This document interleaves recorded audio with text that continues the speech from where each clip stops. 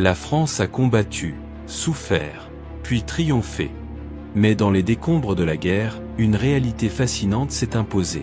Les forces françaises ont capturé, récupéré et utilisé des dizaines d'armes allemandes sur les champs de bataille eux-mêmes, puis dans les années qui ont suivi la victoire.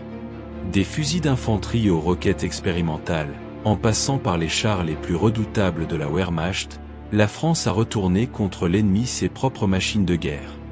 Cette vidéo présente chaque arme importante récupérée et mise en service par la France, catégorie par catégorie. Carabinet 98K. Le carabinet 98K est le fusil à verrou emblématique de la Wehrmacht et l'une des armes les plus capturées de la Seconde Guerre mondiale. Produit à plus de 14 millions d'exemplaires, ce bolt-action de 7,92 mm offrait une précision remarquable et une robustesse légendaire sur le terrain. Après la libération, les forces françaises l'ont abondamment utilisé, notamment dans les unités de réserve et les opérations coloniales en Indochine et en Afrique du Nord. Fiable, précis et disponible en quantité massive, le carabinet 98K est devenu un outil de guerre bien au-delà de la défaite allemande. Gewehr 41. Le Gewehr 41 représentait la première tentative sérieuse de l'Allemagne de doter son infanterie d'un fusil semi-automatique compétitif. Lourd, complexe à entretenir et sensible à l'encrassement, il n'était pas exempt de défauts. Pourtant, sa cadence de tir supérieure au bolt-action traditionnel en faisait une arme précieuse sur le champ de bataille. Les forces françaises qui en ont récupéré des exemplaires après 1944 les ont surtout utilisés à des fins d'évaluation et dans des unités secondaires. Le Gewehr 41 reste une arme de transition importante, témoin des ambitions technologiques de la Wehrmacht dans les premières années de guerre. Gewehr 43. Là où le Gewehr 41 avait échoué, le Gewehr 43 a su s'imposer. Ce fusil semi-automatique de 7,92 mm intégrait un système de gaz amélioré, directement inspiré du SVT-40 soviétique, une ironie de la guerre. Plus léger et plus fiable que son prédécesseur, il pouvait également accueillir une lunette de visée, transformant chaque soldat en tireur d'élite potentiel. Les forces françaises l'ont récupéré en nombre après la capitulation allemande et l'ont déployé dans leurs opérations en Indochine. Sa précision et sa cadence de tir en ont fait une véritable surprise désagréable pour ses anciens adversaires devenus ennemis. MP38. Le MP38 est l'arme qui a redéfini le concept du pistolet mitrailleur moderne. Entièrement métallique, sans bois, avec sa crosse repliable caractéristique, il incarnait une nouvelle philosophie industrielle, efficacité maximale, ornement réduit à zéro. Conçu pour les parachutistes et les équipages de véhicules blindés, il offrait une puissance de feu immédiate dans les espaces confinés. Après 1944, la France en a récupéré d'importants stocks et les a distribués dans ses unités irrégulières et de police. Le MP38 a posé les bases de son successeur encore plus célèbre, le MP40. MP40. Si une seule arme devait symboliser l'infanterie allemande de la Seconde Guerre mondiale, ce serait le MP40. Pistolet mitrailleur de 9 mm à cadence contrôlée, il était fiable, précis à courte portée, et surtout beaucoup plus simple à produire que son prédécesseur. La France en a capturé des milliers d'exemplaires et les a utilisés massivement dans la résistance d'abord, puis dans les unités régulières après la libération, et enfin en Indochine jusqu'à la fin des années 40. Le MP40 est devenu l'un des véritables chevaux de bataille des forces françaises de l'après-guerre. Singer 44. Le Singer 44 est l'arme qui a changé le cours de l'histoire militaire moderne. Premier fusil d'assaut opérationnel au monde, il combinait la puissance d'un fusil avec la cadence d'un pistolet mitrailleur, utilisant une cartouche intermédiaire de 7,92 mm Kurz. Son concept a directement inspiré le AK-47 et le M16. Les forces françaises qui ont mis la main sur des exemplaires après 1945 ont immédiatement compris son potentiel révolutionnaire. Des évaluations techniques approfondies ont été menées, contribuant indirectement au futur programme d'armement français. Le G44 a frappé les esprits militaires du monde entier par son approche radicalement moderne du combat d'infanterie. Faubourg 42. Le FG42 est une arme d'une rareté absolue et d'une ambition technique extraordinaire. Conçu exclusivement pour les parachutistes de la Luftwaffe, il était à la fois fusil de précision et arme automatique, une combinaison que peu d'armes de l'époque osaient tenter. Tirant en semi-automatique sur la gâchette, il passait en automatique selon la position du sélecteur. Produit en nombre très limité, les exemplaires capturés par la France ont été soigneusement étudiés par les ingénieurs militaires. Son influence sur les futurs fusils automatiques américains, notamment le M60, témoigne de l'avance conceptuelle de cette bête rare. MG34. Le MG34 était la mitrailleuse universelle par excellence, l'arme qui a inventé un concept. Pouvant être montée sur bipied comme sur trépied, utilisée en défense comme en attaque, elle atteignait une cadence de tir redoutable de 900 coups par minute. Sa précision et sa polyvalence en faisaient les yeux et les oreilles de l'infanterie allemande sur tous les fronts. La France l'a récupérée en grande quantité et l'a déployée notamment en Indochine, où sa puissance de suppression s'est révélée décisive. Complexe à produire, elle a toutefois cédé sa place à sa remplaçante encore plus efficace. MG42. Si le MG34 était impressionnant, le MG42 était terrifiant. Sa cadence de tir pouvait dépasser 1200 coups par minute, produisant ce son caractéristique qui a valu à ses utilisateurs la réputation de semer la terreur absolue parmi l'infanterie alliée. Elle a immédiatement inspiré la crainte chez quiconque l'affrontait. Fiable par grand froid, résistante à l'encrassement, et remarquablement simple à produire, elle représentait le summum du génie industriel allemand. La France en a utilisé des milliers d'exemplaires après la guerre, et ses principes de conception continuent d'influencer les mitrailleuses modernes jusqu'à aujourd'hui. Walther P38. Le Walther P38 a remplacé le légendaire Luger P08 comme pistolet de service officiel de la Wehrmacht et pour de bonnes raisons. Son mécanisme double action permettait de tirer la première cartouche sans armer le chien manuellement, une avancée majeure pour la sécurité et la rapidité d'engagement. Chambrée en 9 mm Parabellum, cette arme robuste et précise a séduit les forces françaises qui en ont capturé des stocks importants. Elle a été distribuée dans les unités militaires et de gendarmerie françaises après 1945. Le P38 incarne parfaitement l'ingénierie allemande, fonctionnel, élégant et terriblement efficace. Luger P08. Le Luger P08 est peut-être le pistolet le plus iconique de l'histoire militaire moderne. Sa silhouette angulaire est reconnaissable entre toutes, son mécanisme à genouillère breveté, et sa réputation de précision exceptionnelle en ont fait un objet de désir pour les soldats alliés. Trophée de guerre par excellence, il était souvent gardé comme souvenir personnel par les soldats français. Mais au-delà du symbole, des unités françaises l'ont réellement utilisé dans un cadre opérationnel après 1944.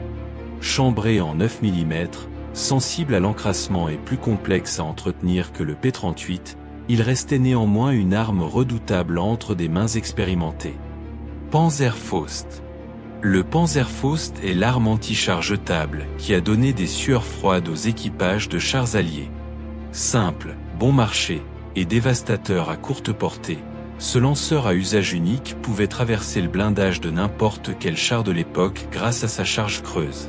La France en a capturé des milliers d'exemplaires et les a utilisés dans les dernières semaines de la guerre, notamment lors des combats de rue.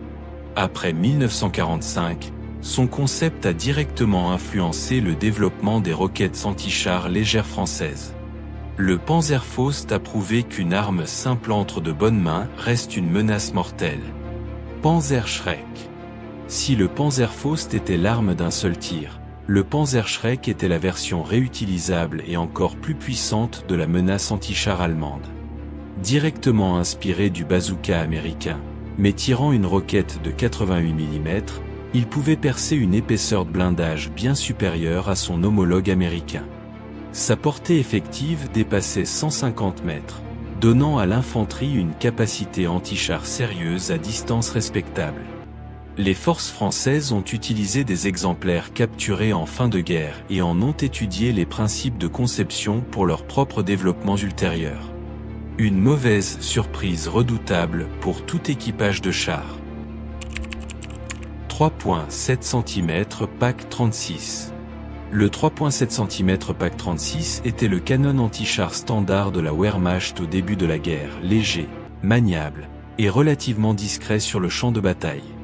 Mais sa réputation a rapidement souffert face au blindage de plus en plus épais des chars alliés et soviétiques. Les soldats allemands eux-mêmes lui avaient donné le surnom peu flatteur de RS Hammerchen, le petit marteau de l'armée. La France l'a utilisé dans ses unités coloniales après 1940, notamment au Moyen-Orient et en Afrique. Dépassé techniquement dès 1941, il restait cependant parfaitement adapté contre l'infanterie légèrement blindée et les véhicules non cuirassés. 5 cm PAC 38. Le 5 cm PAC 38 est arrivé en réponse aux lacunes flagrantes du PAC 36. Ce canon anti-char de 50 mm offrait une percée blindée nettement supérieure et pouvait traiter efficacement la plupart des chars de sa génération. Avec ses boucliers caractéristiques et son profil bas, il était difficile à repérer en position défensive. La France en a capturé des exemplaires lors de la campagne de libération et les a intégrés dans ses unités d'artillerie anti-char. S'il était déjà en voie d'obsolescence face au blindage soviétique lourd, il restait une arme redoutable dans le contexte des opérations coloniales françaises d'après-guerre. 7,5 cm PAC 40. Le 7,5 cm PAC 40 est le véritable cheval de bataille de l'artillerie anti-char allemande. Développé en urgence face au blindage soviétique comme le T-34, ce canon de 75 mm pouvait traverser les plaques frontales de la quasi-totalité des chars alliés à des distances respectables. Robuste, précis et disponible en grand nombre, il a été produit à plus de 20 000 exemplaires. Les forces françaises l'ont capturé massivement après 1944 et l'ont déployé en Indochine, où sa puissance anti-char offrait une couverture défensive impressionnante. Le PAC 40 représente le summum de l'anti-char allemand de série. 8,8 cm Flak 18/36/37. Peu d'armes de la Seconde Guerre mondiale ont inspiré autant de craintes que le 8,8 cm Flak 18/36/37. Conçu à l'origine comme canon anti-aérien, son potentiel anti-char a été découvert dès la guerre d'Espagne. Sa vitesse initiale phénoménale lui permettait de percer le blindage de n'importe quel char allié à longue distance, et ses obus explosifs dévastaient les positions fortifiées. La France a capturé plusieurs batteries de ces pièces d'artillerie et les a utilisées notamment dans les opérations coloniales. Ce canon massif et redoutable a inspiré une véritable terreur chez les équipages de chars, et sa légende reste intacte dans l'histoire militaire. L'EFH-18. L'EFH-18, l'obusier de campagne léger de 105 mm, était l'artillerie divisionnaire standard de la Wehrmacht tout au long de la guerre. Précis, fiable et relativement mobile, il a accompagné les divisions allemandes sur tous les fronts, de la Pologne à l'Afrique du Nord. Sa portée dépassait 11 km, permettant un appui feu profond aux forces d'infanterie avancées. La France en a récupéré des batteries entières après la libération et les a intégrées dans son propre parc d'artillerie. En Indochine, l'EFH-18 a fourni un soutien d'artillerie précieux dans un théâtre d'opération particulièrement exigeant. SFH-18. Si l'EFH-18 était le cheval de trait de l'artillerie légère, le SFH-18 en était la version lourde et encore plus dévastatrice. Cet obusier lourd de 150 mm pouvait envoyer des obus de 44 kg à plus de 13 km, transformant les positions ennemies en cauchemars logistiques et en décombres fumants. Sa puissance destructrice était particulièrement redoutée dans les combats de fortification et de positions défensives. Les forces françaises ont capturé plusieurs batteries de cette pièce imposante et les ont évaluées avec le plus grand intérêt. Sa puissance brute en faisait un atout majeur pour toute force cherchant à briser des défenses solidement établies. Nebelwerfer Rocket Launcher. Le Nebelwerfer, littéralement le lanceur de brouillard, était bien plus qu'un simple lanceur de fumée. Ce système de roquettes multiples de 150 mm tirait des salves dévastatrices avec un hurlement caractéristique qui a valu à ses servants le surnom de Screaming Mimi parmi les soldats alliés. Chaque salve pouvait couvrir une zone entière en quelques secondes, semant la destruction et la confusion dans les rangs ennemis. La France a capturé des unités de Nebelwerfer et les a soumises à des évaluations techniques poussées, notamment pour comprendre les fondements des futures armes à roquettes multiples. Sa technologie a directement nourri la réflexion française sur l'artillerie de saturation. Panzer I. Le Panzer I était le tout premier char de production en série de la Wehrmacht, une machine légère conçue avant tout pour l'entraînement, mais propulsée sur les champs de bataille par l'urgence du réarmement allemand. Armé de 2 mitrailleuses et protégé par un blindage mince, il était déjà obsolète lors des premières grandes batailles. La France en avait capturé quelques exemplaires dès 1940 lors des combats en Belgique et en France. Après la libération, des unités ont encore été retrouvées dans des dépôts. Son intérêt était principalement documentaire et historique, mais il témoignait des débuts modestes d'une industrie blindée qui allait devenir redoutable. Panzer II. Le Panzer II représente la prochaine étape de l'évolution blindée allemande, une bête légère dotée d'un canon automatique de 20 mm capable de traiter l'infanterie et les véhicules légers avec efficacité. Rapide et agile, il a joué un rôle crucial dans les premières campagnes de la Blitzkrieg, compensant sa faible protection par la vitesse et la manœuvre. La France a capturé des Panzer II lors des opérations de 1944 et les a utilisés dans des rôles de reconnaissance et de police des territoires libérés. Trop léger pour affronter d'autres chars, il restait néanmoins utile contre les positions non blindées. Panzer III. Le Panzer III était le char de combat principal de la Wehrmacht lors des premières grandes victoires allemandes. Conçu pour engager les chars ennemis, il a été progressivement amélioré avec des canons de plus en plus puissants, passant du 37 mm au 50 mm long. Maniable et bien construit, il incarnait la doctrine allemande du combat blindé combiné. La France en a capturé plusieurs exemplaires en Afrique du Nord et en Europe, les intégrant temporairement dans ses unités blindées reconstituées. Bien qu'en voie d'obsolescence face au blindage soviétique lourd, le Panzer III restait un outil de combat compétent dans les mains de servants expérimentés. Panzer IV. Le Panzer IV est le véritable cheval de bataille de la Wehrmacht blindée, le seul char allemand à avoir servi du début à la fin de la Seconde Guerre mondiale. Progressivement amélioré avec un canon long de 75 mm dévastateur, un blindage additionnel, et des jupes latérales contre les grenades à charge creuse, il a évolué pour rester compétitif tout au long du conflit. La France en a capturé de nombreux exemplaires et les a déployés dans ses unités blindées en 1944 et 1945.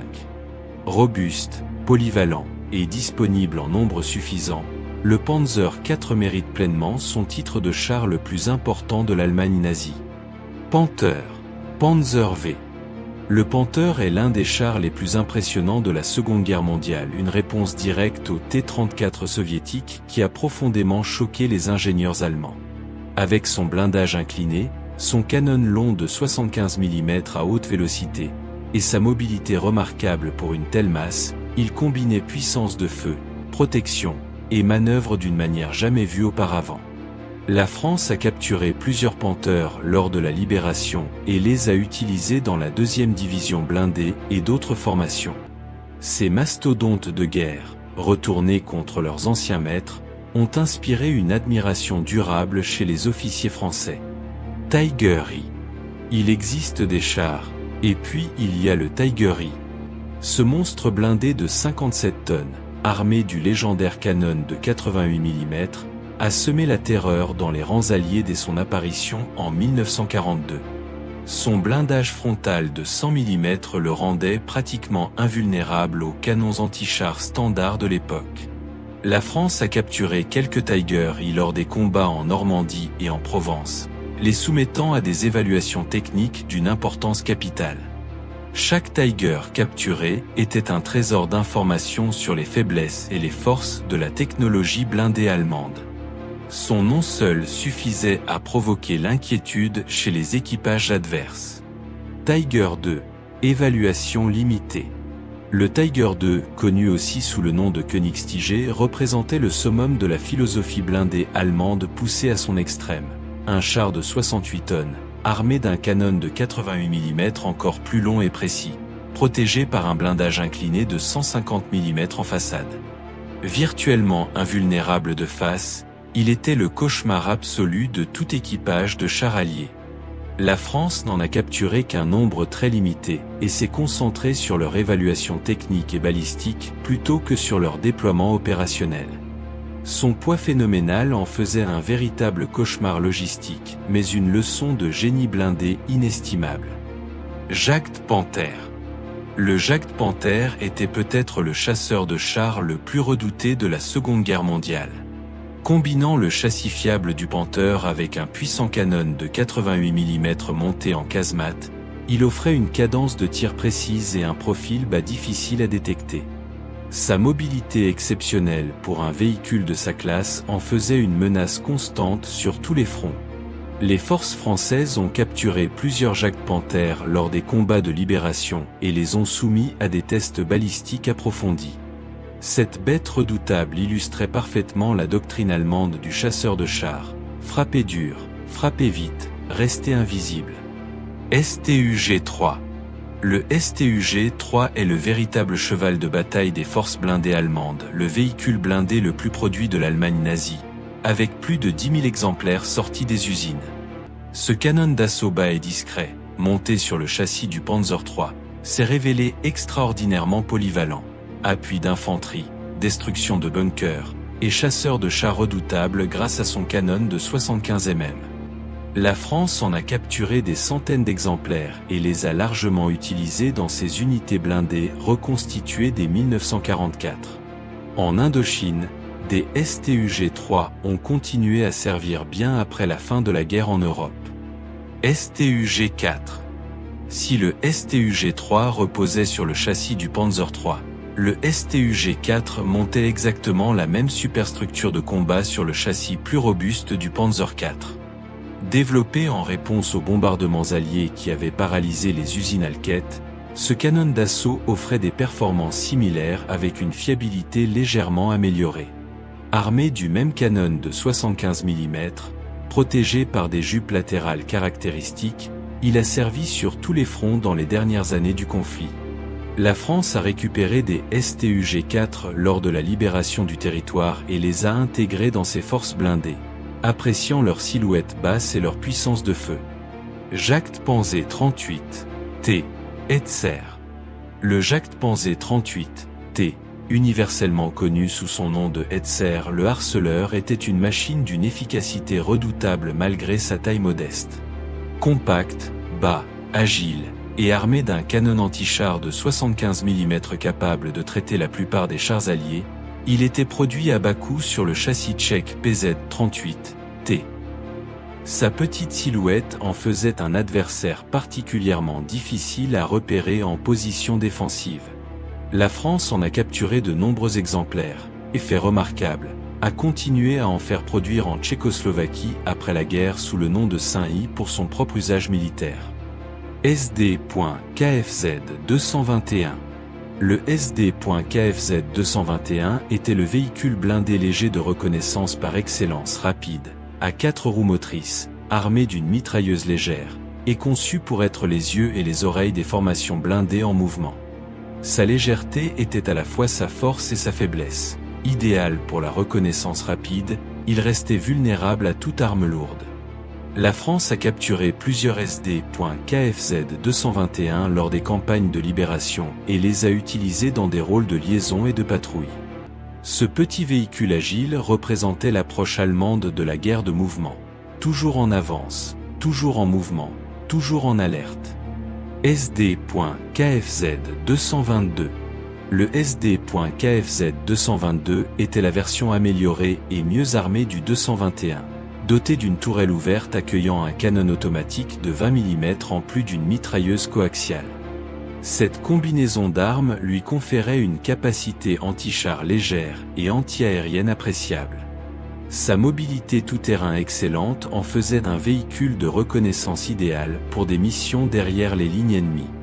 Les forces françaises ont récupéré des SD.KFZ 222 et les ont déployés dans leurs unités de cavalerie blindée reconstituées. Rapide et relativement bien armé pour sa catégorie, ce véhicule était un outil de combat efficace dans les mains d'équipages agiles et expérimentés. SD.KFZ 231. Le SD.KFZ 231 était un véhicule blindé à 8 roues motrices, une conception audacieuse qui offrait une mobilité tout-terrain remarquable sans recourir aux chenilles. Armé d'un canon de 20 mm et d'une mitrailleuse, avec un conducteur supplémentaire à l'arrière permettant une retraite rapide sans manœuvre, il incarnait l'ingéniosité allemande dans la conception de véhicules de reconnaissance. Sa vitesse sur route dépassait 85 km/h. La France a capturé plusieurs de ces véhicules et les a étudiés avec intérêt, leur conception à 8 roues influençant les réflexions françaises sur la mobilité blindée dans les décennies suivantes. SD.KFZ 250. Le SD.KFZ 250 était le semi-chenillé léger de la Wehrmacht, plus petit que son grand frère le SD.KFZ 251, mais tout aussi précieux sur le champ de bataille. Transportant une demi-section d'infanterie avec une protection blindée légère, il combinait la mobilité des chenilles en tout-terrain avec les roues directrices à l'avant pour les déplacements sur route. Il existait en de nombreuses variantes: transport de troupes, commandement, observation d'artillerie ou encore porte-mortier. La France en a capturé des exemplaires et les a utilisés dans ses unités mécanisées. Sa polyvalence et sa robustesse en ont fait un véritable couteau suisse des formations blindées légères. SD.KFZ 251. Le SD.KFZ 251 est le véritable cheval de bataille de l'infanterie mécanisée allemande, le Halftrack, qui a rendu possible la Panzergrenadier Doctrine. Transportant jusqu'à 12 soldats entièrement équipés avec une protection blindée légère, il était disponible en plus de 22 variantes différentes: transport, mortier, lance-roquettes, poste de commandement, ambulance. Sa silhouette caractéristique est devenue le symbole de la guerre motorisée moderne. La France en a capturé des centaines et les a déployées massivement dans ses divisions blindées pendant et après la libération, en particulier dans les opérations en Allemagne et ultérieurement en Indochine. Un indispensable de la guerre mécanique moderne. Opel Blitz. L'Opel Blitz était le camion de transport standard de la Wehrmacht, la colonne vertébrale logistique de l'armée allemande sur tous les théâtres d'opération. Avec sa charge utile d'1,5 tonnes et son moteur 6 cylindres fiable, il représentait un équilibre parfait entre capacité de charge, robustesse et mobilité tout-terrain. Des centaines de milliers d'exemplaires ont été produits, en version camion, fourgon et omnibus. La France en a capturé des milliers après 1944 et les a redistribués dans ses propres services logistiques militaires et civils pour la reconstruction du pays. L'Opel Blitz illustre parfaitement comment la logistique moderne est la vraie clé de la victoire. Kübelwagen. Le Kübelwagen, la voiture en seau, comme son nom le suggère, est la Jeep allemande, le véhicule léger tout-terrain que la Wehrmacht a déployé sur tous ses fronts. Conçu par Ferdinand Porsche sur la base de la Volkswagen civile, il était léger, fiable et étonnamment performant en tout-terrain grâce à son plancher plat et son moteur arrière compact. La France en a capturé de nombreux exemplaires et les a utilisés dans des rôles de liaison, de commandement avancé et de patrouille. Sa simplicité mécanique en facilitait l'entretien, et sa robustesse légendaire lui a permis de survivre bien après la fin des hostilités dans les garages militaires français. Schwimmwagen. Le Schwimmwagen était une surprise désagréable pour tout adversaire qui pensait qu'une rivière ou un marais constituerait un obstacle naturel. Ce véhicule amphibie compact, également basé sur la plateforme Volkswagen, se propulsait sur l'eau grâce à une hélice escamotable entraînée par le moteur arrière. Sur terre, ses 4 roues motrices lui conféraient une mobilité tout-terrain impressionnante. Le véhicule amphibie le plus produit de la Seconde Guerre mondiale avec plus de 15 000 exemplaires, il a fasciné les ingénieurs militaires français qui en ont récupéré des exemplaires. Son concept a directement nourri les réflexions françaises sur les véhicules amphibies pour les opérations fluviales et côtières. RSO Tractor. Le RSO Ropenschleppe OST, ou tracteur à chenilles de l'Est, était une réponse directe aux horreurs de la boue et du froid du front soviétique.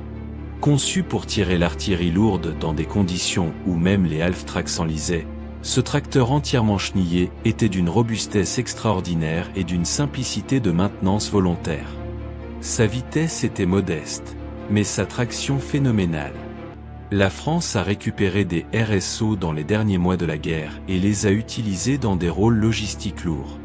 Ce véhicule utilitaire aux lignes austères illustre parfaitement la philosophie d'urgence industrielle qui a caractérisé la production allemande tardive. Half-track Prime Mover. Les tracteurs d'artillerie semi-chenillés allemands, notamment les SD.KFZ7, SD.KFZ8 et SD.KFZ11, formaient l'épine dorsale mobile de l'artillerie lourde de la Wehrmacht.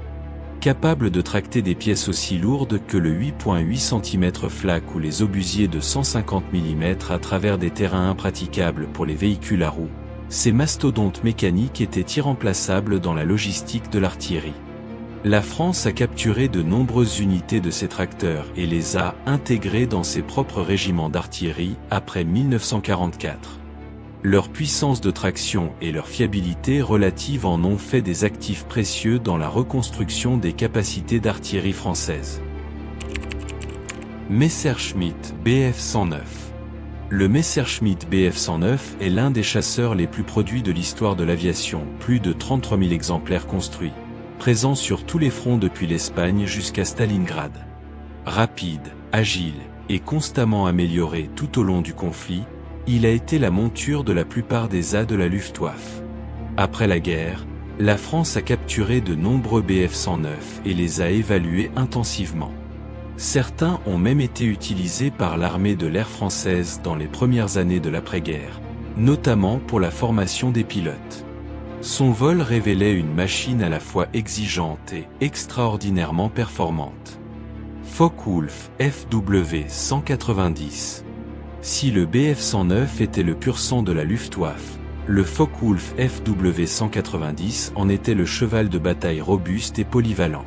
À son apparition en 1941, il a immédiatement surclassé le Spitfire Mk.V allié et provoqué un véritable choc au sein de la RAF. Armé de 4 canons de 20 mm et 2 mitrailleuses, il était dévastateur dans le combat aérien comme dans les missions d'attaque au sol. La France a capturé plusieurs FW-190 et les a soigneusement évalués après la libération.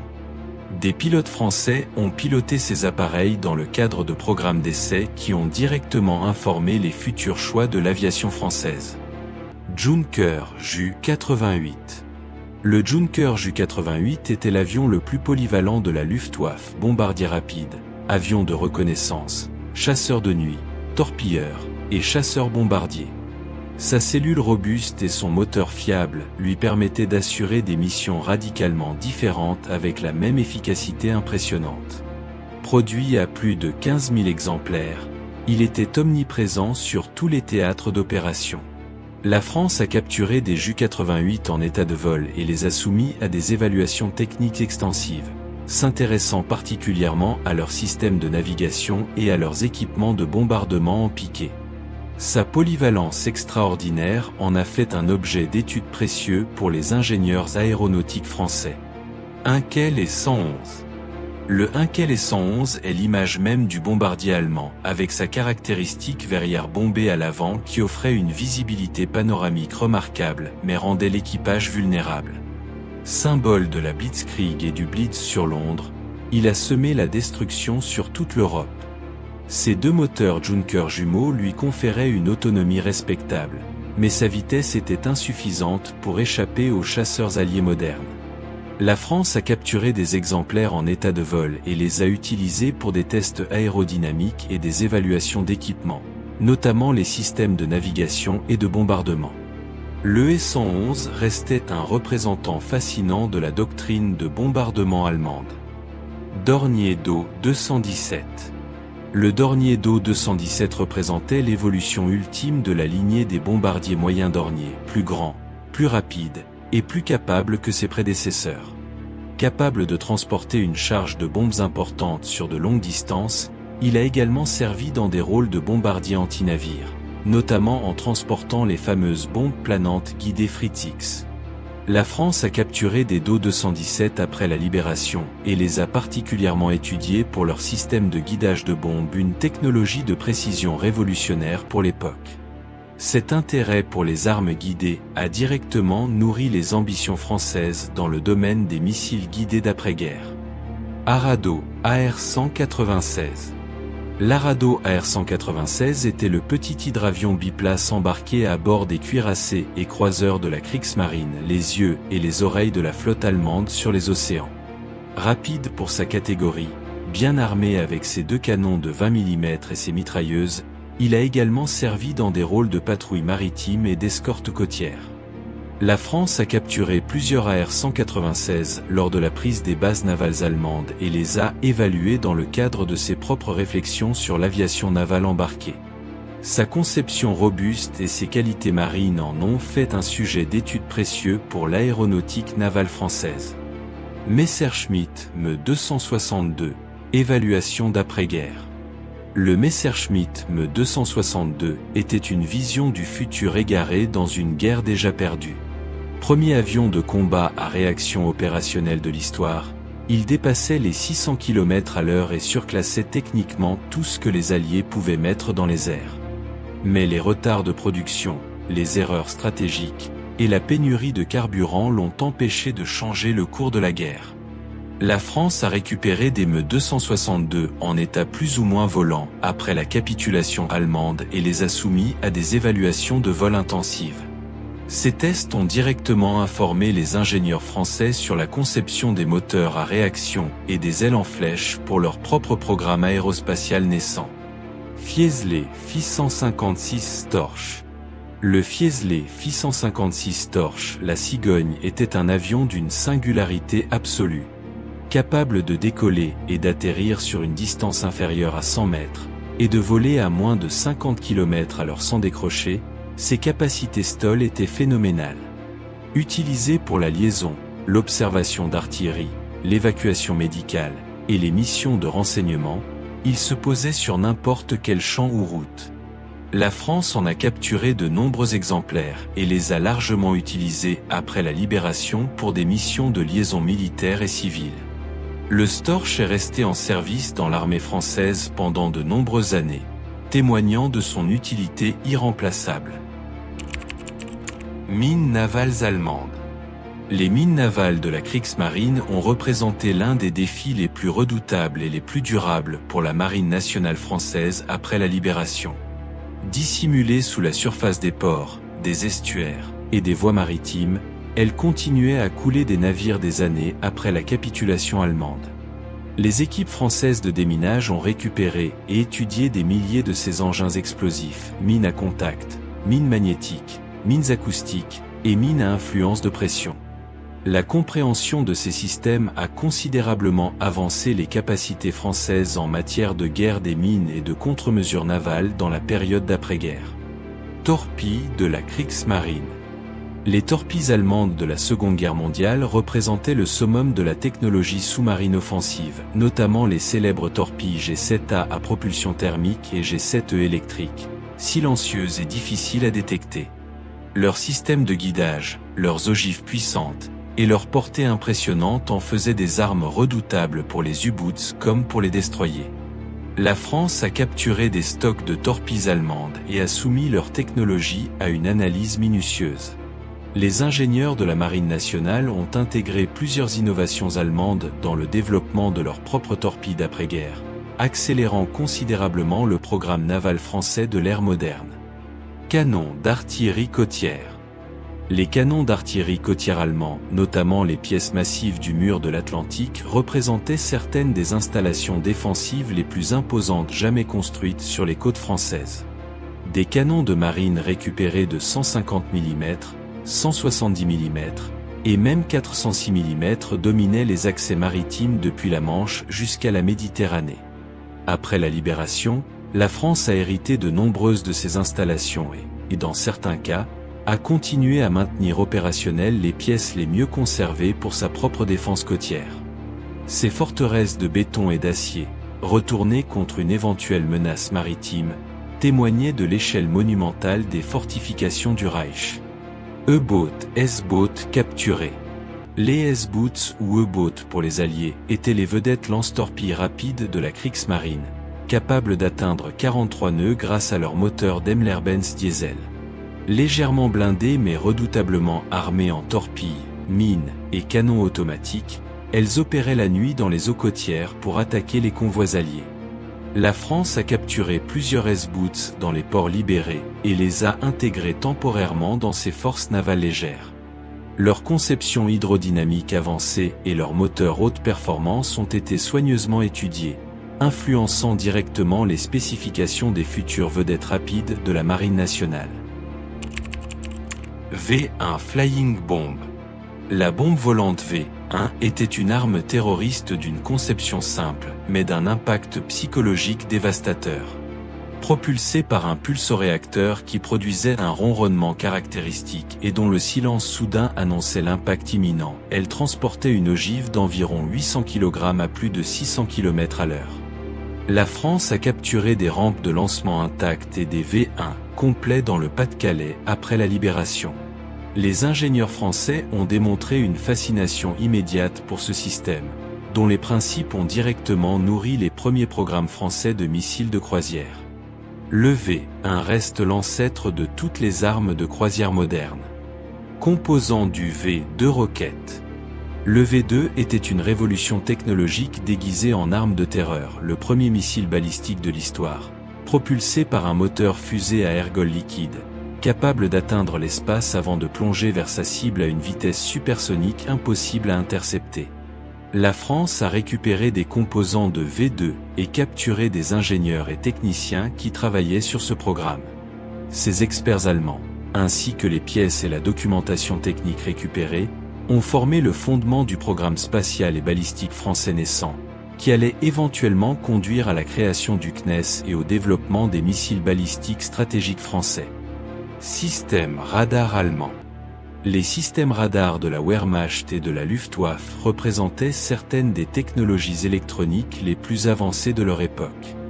Des radars de détection longue portée comme le Freya et le Würzburg au système de guidage embarqué dans les bombardiers, la technologie radar allemande était à l'avant-garde mondiale. La France a capturé des stations radar intactes, notamment les installations du mur de l'Atlantique, et en a disséqué les composants avec le plus grand soin. Cette technologie capturée a considérablement accéléré le développement des propres systèmes radars français d'après-guerre, raccourcissant d'années les délais de recherche et développement en électronique de défense. Dispositifs de vision nocturne infrarouge. Les dispositifs de vision nocturne infrarouge allemands représentaient une technologie d'avant-garde qui annonçait littéralement le futur du combat moderne. Les Allemands avaient développé des systèmes de vision nocturne opérationnels pour les chars Panthers et certains fusils d'infanterie dans les dernières phases de la guerre, une avance technologique que peu d'alliés soupçonnaient. La France a capturé des prototypes et des systèmes partiellement développés de ces dispositifs révolutionnaires. Leurs ingénieurs militaires ont immédiatement compris l'implication stratégique de cette technologie. Ces systèmes capturés ont directement contribué au premier programme français d'imagerie nocturne et de conduite de tir par conditions de faible luminosité dans les décennies suivantes.